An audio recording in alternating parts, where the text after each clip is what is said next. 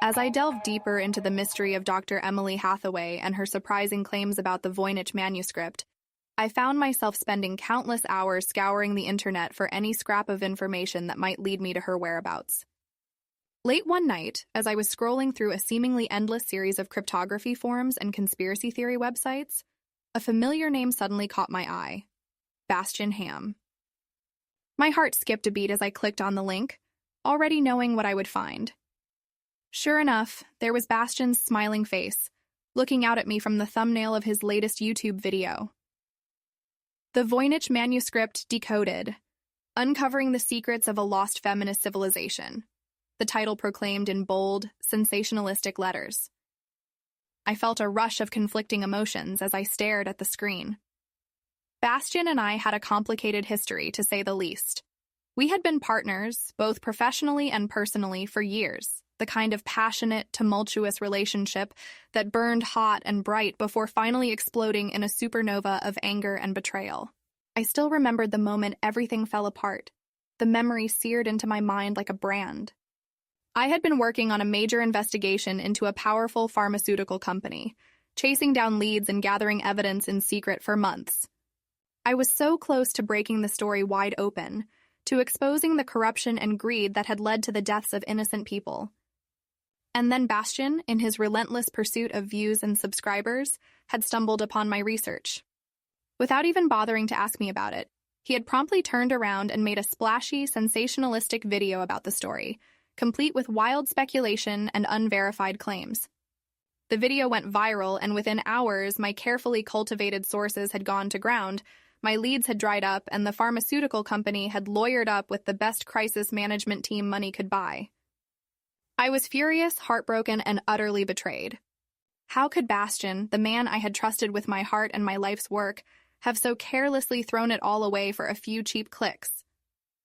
When I confronted him about it, he had the audacity to claim that he had found the story on his own, that he had no idea I was working on it. But I knew better. I had seen the guilty look in his eyes, the way he couldn't quite meet my gaze.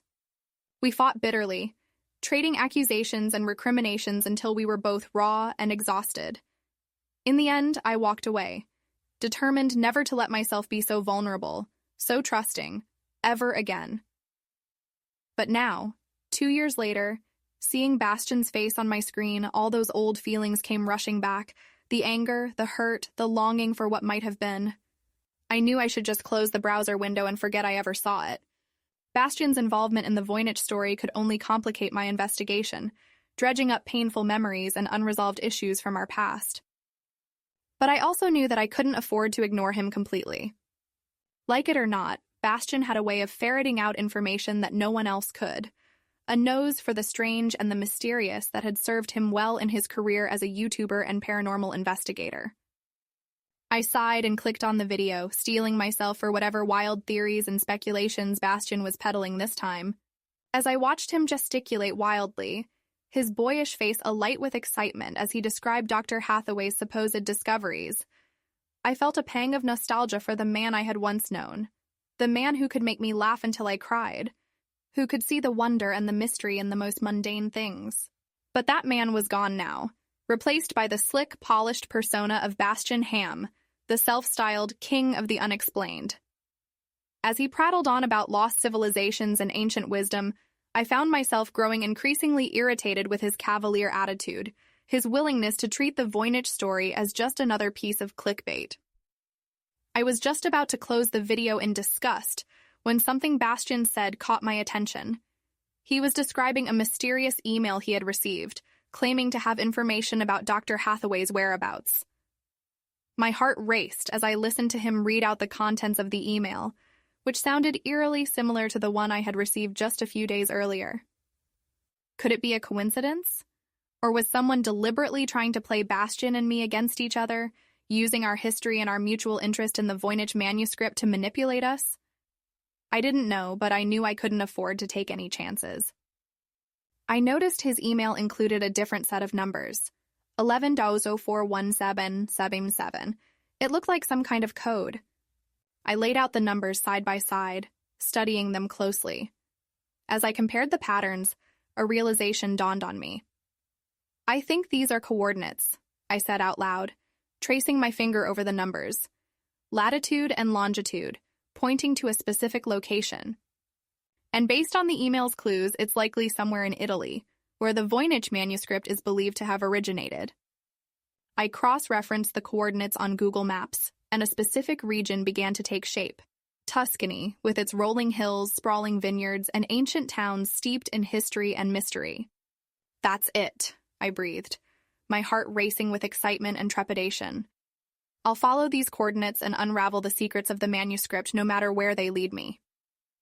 But I also wondered if Bastian had more information than the one he was disclosing. Insights that could help me crack this code and navigate the challenges that lay ahead. I reached for my phone and dialed Bastian's number before I could talk myself out of it. He picked up on the third ring, his voice as warm and familiar as ever. Well, well, well, if it isn't the lovely Amalia Rose, to what do I owe the pleasure? I rolled my eyes, even though he couldn't see me. Cut the crap, Ham, I said, using the nickname I had given him back when we were still together. I saw your latest video. What's this about an email from someone claiming to know where Dr. Hathaway is? There was a moment of silence on the other end of the line. You saw that, huh? I don't know, Amalia. It could be a hoax, or it could be the real deal. But I'm not about to sit around and wait to find out. I'm going to follow up on this lead, see where it takes me. I closed my eyes, knowing what I had to do. You're coming with me, I said, my voice brooking no argument. I received a similar email a few days ago. I have the coordinates. I know where to go. I think someone is trying to play us against each other, and I'll be damned if I'm going to let them get away with it. Bastian let out a low whistle. Well, damn! The intrepid Amalia Rose chasing down leads and taking names. Just like old times, huh? I felt a smile tug at the corners of my mouth despite myself. Don't get too excited, Ham, I said, falling back into our old pattern of banter and flirtation. This is strictly business.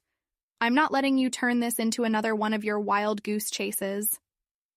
Bastian chuckled, the sound sending a shiver down my spine. Wouldn't dream of it, Rosie, he said, using the pet name he knew I hated. But you have to admit we always did make a pretty good team. When we weren't at each other's throats, that is. I sighed, knowing he was right. For all our differences and disagreements, Bastian and I had always had an undeniable chemistry, a spark that ignited whenever we were together. It was what had drawn us to each other in the first place, and what had made our partnership so dynamic and effective. But it was also what had made our breakup so devastating, so impossible to move on from.